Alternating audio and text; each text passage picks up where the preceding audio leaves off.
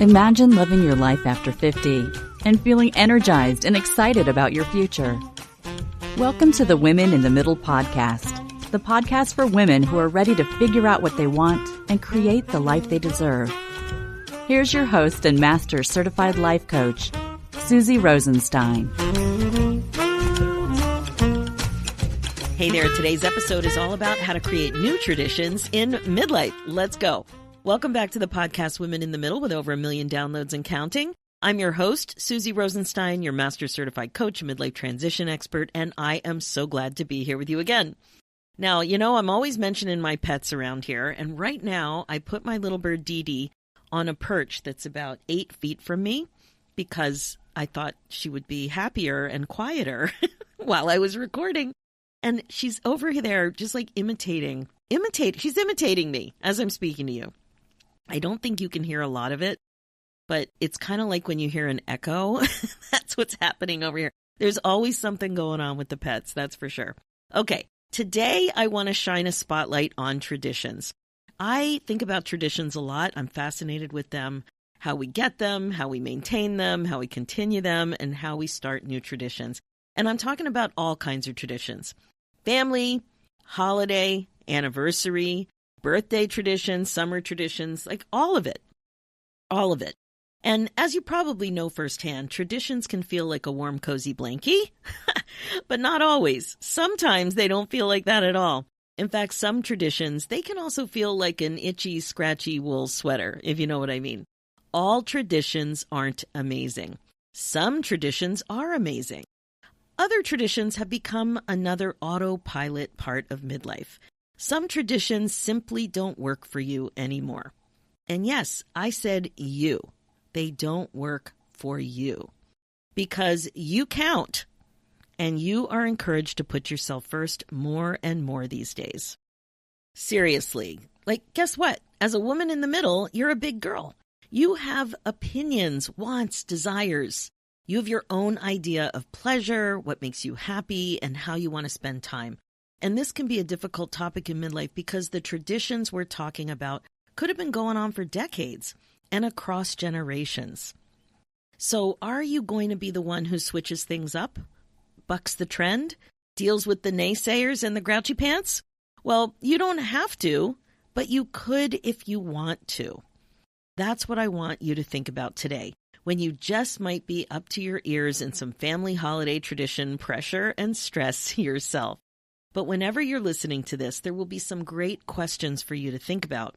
There's just so much room to be creative with traditions, new and old. But as I've noticed coaching midlife gals like you, you may crave almost what feels like permission to think about A, what you want, and B, what other people in your life may have thoughts and judgments about, if you know what I mean. So that's what we're exploring today, with the ultimate goal being how you can be more intentional so that you're happier, more fulfilled, and more relaxed with the traditions that you create for yourself and your family. But just quick, before we dive into this topic, I have a question for you. Will you be joining us in the next podcast club? I'd like to invite you to my book club experience for the Women in the Middle podcast, and it's called the Podcast Club. It's perfect for you when you're feeling like you're deep into the midlife experience and craving connection with other like-minded women. And guess what? You're not alone.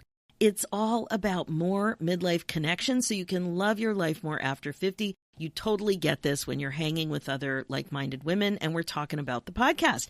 It's low-key, insightful, and fun. Here's what you get.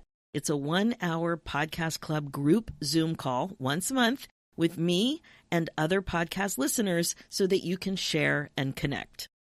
You also get one Go Deeper podcast workbook that accompanies the episode of the month so you can apply what you learned from the podcast episode. You also get access to call replays so you don't miss anything. There are some prizes and surprises, and you have the ability to cancel anytime. And one more thing, the price is great too. Head over to www.susierosenstein.com and click the podcast tab and you'll see it there. Okay, now let's dive in. Today, I want to coach you on how to be more intentional with your holiday traditions. So we're going to be taking a close look at that. However, please know that everything we're talking about today can easily be applied to other times you have traditions as well, like birthdays, summertime, anniversaries, and the like. So it's all easily applied. And you know me, I always love to start with a definition. So here's the definition of holiday traditions: customs, beliefs, or methods that have been passed down through time and are associated with a particular holiday. Not rocket science, but it's customs, beliefs, or methods that have been passed down through time, and we associate them with a specific holiday. So let's start by thinking about some of the holiday traditions that you might have in your life. What comes up for you? I'll just give you a list that I brainstormed, and you think about how that shows up in your life.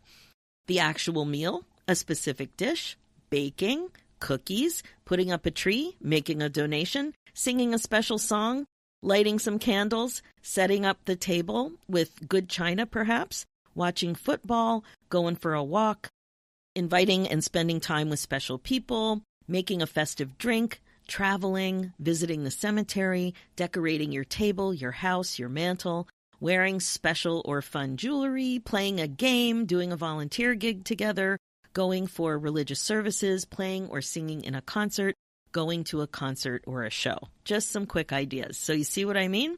Lots of people do all kinds of different things for holiday traditions, and these traditions mean different things to different people, and they also mean different things at different times of your life.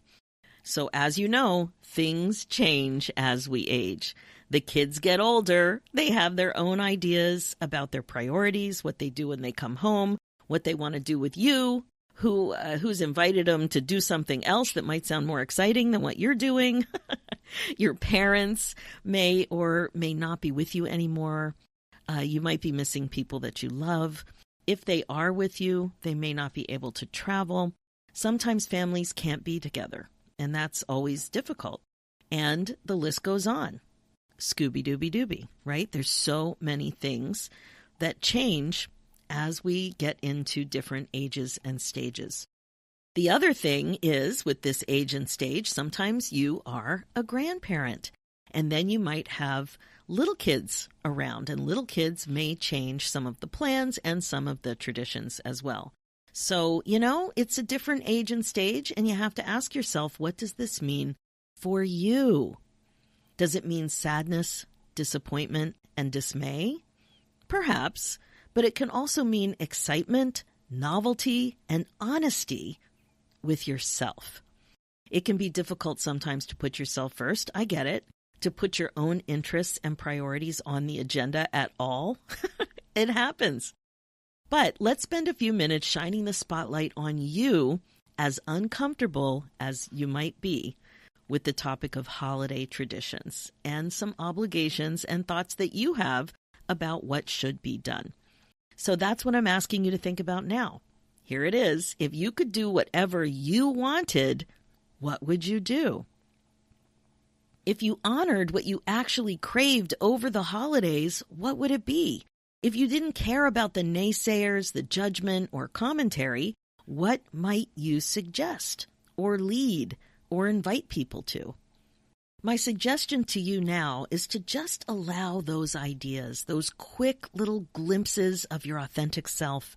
Just let them peek out of the dark corners of your mind and get a bit of light. You don't have to do them, but it's good to know what they are. That's where dreaming starts. That's where honoring yourself starts. And that's where more happiness can start too. So just start there. What would it look like? What would look different about your holiday traditions if you allowed your ideas about what you would find delightful come out to play? What if you didn't extinguish them so fast?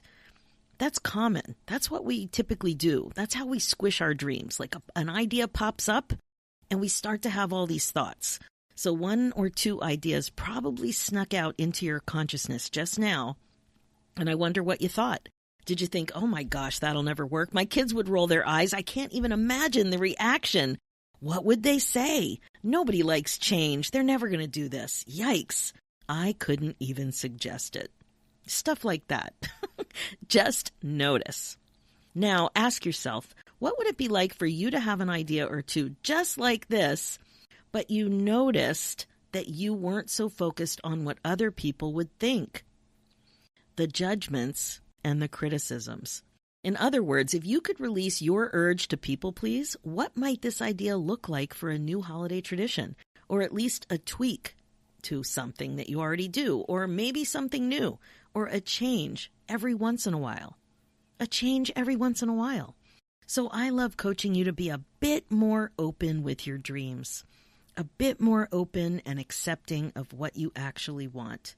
So in a recent episode, number 383, we talked about holidays on purpose, and we dug into the overall feeling that you wanted to have during the holiday season and how you had to focus on that or there's no way it would ever happen.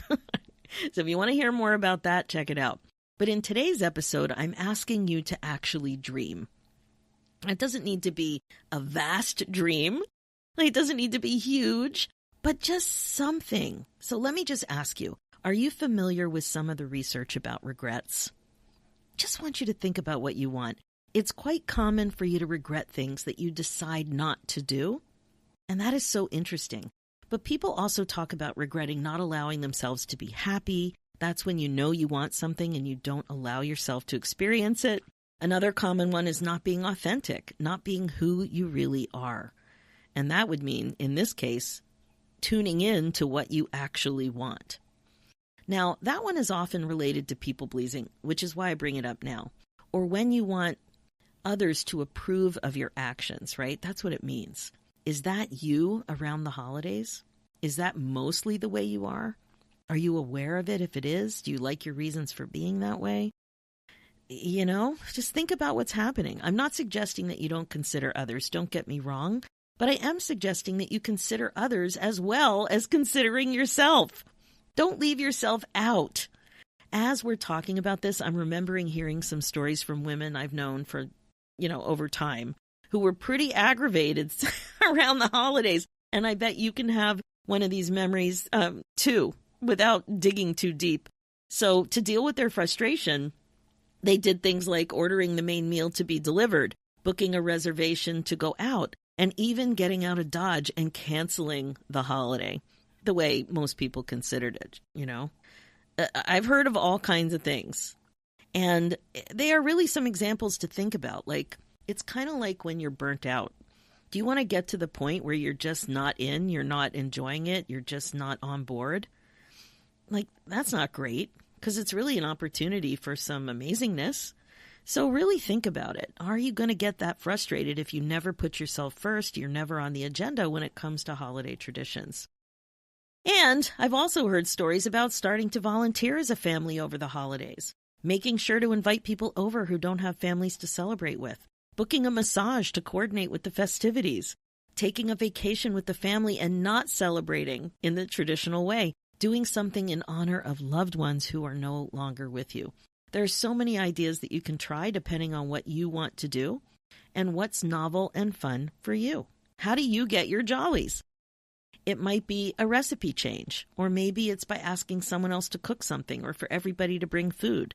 It might be going to a movie or bowling together. It might be taking family photos. It might be making sure that you have a break or doing what you need to do to connect with people and have time to talk. Let your mind go there. Maybe you want to have the holidays in your pajamas. I don't know. But prompt yourself with great questions to start thinking about how you can make some changes now or in the future. Does it have to do with shortcuts? Does it have to do with something new, something creative, something loving, something solo, something with different people? Like, not to ditch your family, but to invite different people, to celebrate with you. Just anything. Or maybe you go someplace else to celebrate. I know it can seem hard to do. But as a woman in the middle who's working on being more intentional about her life, ask yourself what you want to be included as your new holiday traditions, and would you regret not changing something up if it's not working for you anymore? And the thing is, once you open yourself up to it, your brain can work on it. So opening yourself up and giving yourself awareness of what it is that would be ideal, what you would actually want, what you would like to try, that kind of becomes the foundation. That's the what. That's what you want. And then you can work on the how. How you're going to do it, you could do it like you could get to that point in so many different ways, but that could be fun to figure out because there are lots of ways to solve for it, lots of ways to move you in that direction, to move you toward that change. And your brain will work on it even when you're not aware that your brain is working on it. So I'll give you an example of something I made happen for my birthday one year. You can apply this to what we're talking about today. I just think it's a really good example. It was about 5 years ago or so, and I have a summer birthday. So me and my kids, we were sitting outside at a picnic table. So I've got 20-something guys, 3 of them, and not 20 guys as kids. I've got 3 guys in their 20s. And they asked me what I wanted for my birthday. An idea popped into my mind. It was a curious one because it was related to alcohol, and I don't really drink except for a very occasional glass of wine. But there it was. There was this idea. So even though it didn't make sense at first, I said it out loud. It actually popped into my head like I had a vision, like I had this image. And I said it out loud. I want a signature drink. Isn't that funny? I want a signature drink, like a summer signature drink. And they were floored. They didn't expect me to come up with an alcohol-related idea. That's for sure. And I was too. But right after I said it, I could kind of see that it was a fun idea. And I loved that it was creative and that the 3 of them would work on it together. They asked me questions about the type of drink I like. And so I said fruity. And then I imagined it to be blended. And I love the idea of a maraschino cherry and a fancy glass and an umbrella. And they got to work. And, you know, even as I'm thinking about it right now, I'm still very surprised that this popped out of my mouth. But I think I know why. I kind of think it was because in the summer, I don't have a solid tradition. I don't. Like I have a birthday, but I don't have a solid tradition. And in the summer, everybody else seems to have a solid tradition. You know, there's all kinds of cottaging going on, and they love all the outside stuff. And they like all the outside stuff, meaning everything from the campfires to, you know, skills on the water to having tons of friends around. And I just kind of feel like I'm not a big part of that because a lot of the things I like to do, they don't like to do. Even some of the things I like to do, my husband doesn't like to do with me. Like I love exploring little towns, and I love exploring little shops, and I like going to art festivals, and I like talking to vendors and artists and finding podcast guests. I definitely find podcast guests at craft fairs. I'm sure you've enjoyed several of them by listening. You know, they don't really like doing that kind of stuff. So I think that's one of the reasons it came up, and it was a creative idea. So anyway, like I was saying, they got to work. They tried stuff out. So they were trying recipes that they were creating. And eventually they landed on one that they liked, and they brought it to me. And we bought all the ingredients. I tested it. You know, I liked it. It was great. So I offered to buy the 8 glasses, the ones that kind of have like a wave to it. It's like a fancy glass that doesn't have straight sides. I don't know what that's called. And umbrellas, because I really wanted those little umbrellas. And we named it. And lots of brainstorming led to referencing a lake that they love. The drink was eventually called the Sturgeon Sunrise. Now, this was a totally new idea, novel, creative. We don't even have a bar. So like I said, it was unusual for lots of reasons, but it felt super fun. And I was really looking forward to my birthday when we would blend it up for the first time and enjoy. So my birthday rolled around, and the kids gave me something all wrapped up. I was very surprised because I thought, well, we've got the recipe, we got the drink, we have all the the parts, the umbrellas, things, the cherries. And I was so surprised. I really didn't expect it. So I tore the paper off and was absolutely shocked. They had a graphic designer create an illustrated recipe, like a beautifully illustrated recipe for the specialty drink, and they framed it and they gave it to me as part of my birthday gift. I couldn't believe it. Like they took it to the next level. They raised it. They amplified it. It was so sweet and unexpected. Now, I didn't know how it was going to go. It was a new tradition. I want to have that drink every summer, at least once. And of course, you can easily make a non-alcoholic version of it. The usual birthday festivities usually include a dinner out on a patio somewhere overlooking the water, and like I said, in some cute little town that we can walk around in. That's my favorite. But I took a risk. I trusted my thoughts about what I wanted. I didn't even understand why I wanted it until over the years I started to think about it a little more. And I shared it with my kids, fully expecting them to roll their eyes. It took some effort on their behalf, and I was delighted. And voila! A new tradition was born. So that's what I have for you today. I want you to think about what kind of a new tradition would light you up.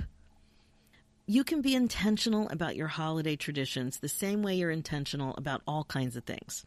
So ask yourself, if you could create a family tradition on your terms, whatever you wanted, what would you do? If you honored what you actually craved over the holidays, what would it be?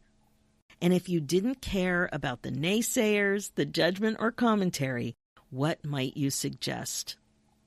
What would you want? What would you invite people to participate with you to do? Or what would you lead? Or what would you do on your own?